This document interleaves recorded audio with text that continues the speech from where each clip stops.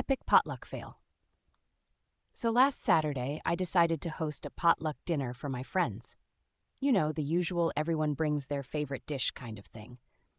I made a group chat, asked people to reply with what they were bringing, and even assigned categories: appetizer, main, dessert, so we wouldn't end up with 9 bags of chips and a single sad salad.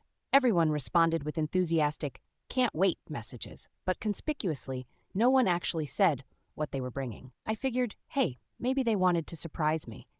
The night of the potluck rolls around, and I've spent all afternoon making my famous lasagna. The doorbell rings, and in comes Dave, holding nothing but a large, empty Tupperware container and a single-serving spoon. "Hey," he says, "just thought I'd be efficient and bring my own leftovers container this time." Odd, but maybe Dave's just being green. Then comes Sarah, cradling a mixing bowl, several spoons, and a look of anticipation.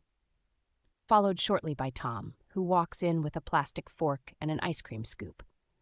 No ice cream, just the scoop. By the time everyone had arrived, my kitchen looked less like a potluck and more like the lost and found at a cutlery convention. I stood there, lasagna in hand, as my friends gathered around the table, brandishing their utensils, peering curiously at the oven, and making polite small talk about their favorite takeout places.